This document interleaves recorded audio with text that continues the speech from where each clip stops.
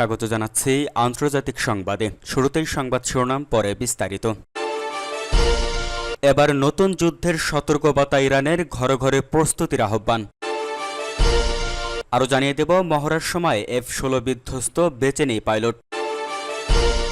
এদিকে ইরানকে চাপে ফেলতে ইউরোপীয় ইউনিয়নের নতুন সিদ্ধান্ত। সর্বশেষ জানিয়ে দেব, ইউক্রেনের যুদ্ধজাহাজ ডুবিয়ে দিল রাশিয়া। শুনছিলেন সংবাদ শিরোনাম, এবার বিস্তারিত। নতুন যুদ্ধের সতর্কবার্তা ইরানের, ঘরে ঘরে প্রস্তুতির আহ্বান। আবারও যুদ্ধ শুরু হওয়ার আশঙ্কার কথা জানিয়েছেন ইরানের স্পিকার মোহাম্মদ বাঘের গালিবাফ। এজন্য তিনি দেশকে ভেতর থেকে আরও শক্তিশালী করার আহ্বান জানিয়েছেন। খবর শাফাক নিউজের। গত বৃহস্পতিবার 28 আগস্ট তেহরানে এক বক্তব্যে তিনি বলেন, যুক্তরাষ্ট্র, ইসরায়েল, ন্যাটো ও কিছু আঞ্চলিক দেশের সামরিক সক্ষমতা ইরানের বিরুদ্ধে ব্যবহার হচ্ছে। ট্রাম্পের প্রথম মেয়াদে আঞ্চলিক আকাশ প্রতিরক্ষা ব্যবস্থা একীভূত করা হয়েছে, যা এখন ইরানের ক্ষেপণাস্ত্রের বিরুদ্ধে কাজে লাগানো হচ্ছে। মোহাম্মদ বাঘের গালিবাফ ইসরায়েল সরকারকে 21 শতকের নতুন নাৎসিবাদ বলে আখ্যায়িত করেন। সম্প্রতি 12 দিনের যুদ্ধে ইরানের দুর্বলতা খুঁজে বের করে তা ঠিক করা হয়েছে, আর শক্তিগুলো আরও জোরদার করা হয়েছে বলে জানান তিনি। গালিবাফ বলেন, ইরানি জনগণের ঐক্য ও সেনাবাহিনীর প্রতি সমর্থন দেশের ভেতরে স্থিতিশীলতা তৈরি করার সব প্রচেষ্টা ব্যর্থ করেছে।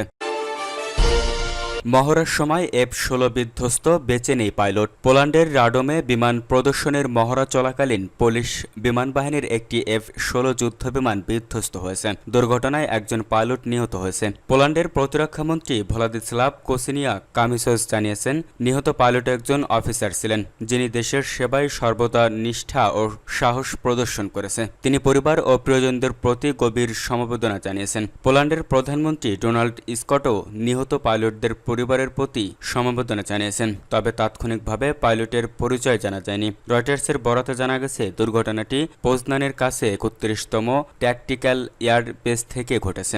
দুর্ঘটনায় কোনো পথচারী আহত হয়নি। ঘটনাস্থলে উদ্ধার অভিযান শুরু হয়েছে। এয়ার শো র্যাডম 2025-এর মহড়ার সময় বিমান বিধ্বস্ত হয়। এতে এখন পুরো শো বাতিল করা হয়েছে। সোশ্যাল মিডিয়ায় ছড়ানো কিছু ভিডিওতে দেখা গেছে, বিমানটি মহড়ার সময় বিধ্বস্ত হওয়ার আগে আগুন ধরে যায়। ইরানকে চাপে ফেলতে ইউরোপীয় ইউনিয়নের নতুন সিদ্ধান্ত। ইউরোপের 3 দেশ ফ্রান্স, জার্মানি ও যুক্তরাজ্য ঘোষণা দিয়েছে তারা ইরানের উপর জাতিসংঘের সব নিষেধাজ্ঞা আবার চালু করতে যাচ্ছে। খবর শাফাক নিউজের। গত বৃহস্পতিবার 28 আগস্ট ইউরোপীয় ইউনিয়নের যুক্তরাষ্ট্রের পররাষ্ট্রমন্ত্রী মার্কো রুবিওকে জানায়, স্ন্যাপব্যাক মেকানিজম সক্রিয় করার সিদ্ধান্ত নেওয়া হয়েছে। এর ফলে ইরানের বিরুদ্ধে আগের সব জাতিসংঘের নিষেধাজ্ঞা ফের কার্যকর হবে।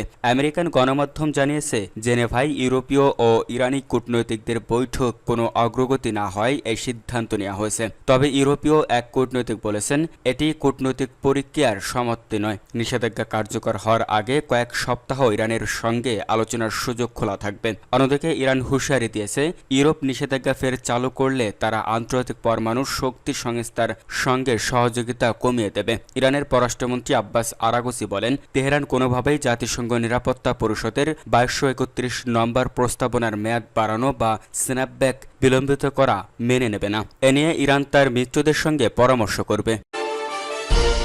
ইউক্রেনের যুদ্ধজাহাজ ডুবিয়ে দিল রাশিয়া। ড্রোন দিয়ে হামলা চালিয়ে ইউক্রেনের নৌবাহিনীর একটি যুদ্ধজাহাজ ডুবিয়ে দিয়েছে রাশিয়া। দেশটির পররাষ্ট্র মন্ত্রণালয় টেলিগ্রামে এক বিবৃতিতে এই তথ্য জানিয়েছে। তারা বলেছে, সিমফারোপল নামে যুদ্ধজাহাজটি দানুবে নদীর প্রবেশদ্বারে ডুবিয়ে দেওয়া হয়েছে। ইউক্রেনের বিভিন্ন গণমাধ্যমে যুদ্ধজাহাজে হামলার কথা বলা হয়েছে, তবে জাহাজটির নাম প্রকাশ করা হচ্ছে না। ইউক্রেনের নৌবাহিনীর মুখপাত্র দিমিত্র প্লেটেনচুক হামলার সত্যতা নিশ্চিত করেছেন। তিনি জানিয়েছেন, হামলায় এক ক্রু মারা গেছেন এবং কয়েকজন আহত হয়েছেন। এছাড়া কিছু ক্রু নিখোঁজ আছেন, তবে জাহাজ ডুবে যাওয়ার ব্যাপারে কোনো মন্তব্য করেনি তিনি। স্থানীয় সংবাদ মাধ্যম নিউ ক্রিনফর্মকে তিনি বলেছেন, জাহাজটি ক্ষতিগ্রস্ত হয়েছে এবং ক্ষয়ক্ষতি কাটিয়ে ওঠার চেষ্টা করা হচ্ছে। রাশিয়া প্রথমবারের মতো ড্রোন ব্যবহার করে ইউক্রেনের কোনো যুদ্ধজাহাজে হামলা চালিয়েছে। সিমফেরোপল একটি মিডিয়াম নজরদারি যুদ্ধজাহাজ। এটি প্রজেক্ট লাগোনার একটি জাহাজ। যুদ্ধজাহাজটি রেডিও ইলেকট্রনিক গোয়েন্দা প্ল্যাটফর্ম হিসেবে 502 ইম ট্রলার প্রকল্পের আওতায় তৈরি করা হয়। 2019 সালে জাহাজটি সমুদ্রের পানিতে নামে, তবে নৌবাহিনীর সেবায় যুক্ত হয় 2021 সালে। জাহাজটির মূল কাজ হল গোয়েন্দা নজরদারি চালিয়ে নৌবাহিনীর অভিযানকে সহায়তা করা। এদিকে গতকাল মধ্যরাতে ইউক্রেনের রাজধানী কিয়েভ ড্রোন ও মিসাইল দিয়ে ভয়াবহ হামলা চালায় রাশিয়া। এতে অন্তত 18 জনের মৃত্যু হয়েছে। এই হামলার পর ইউরোপীয় দেশগুলো বলছে শান্তি আলোচনার নামে রাশিয়া ফাজলামো করছে।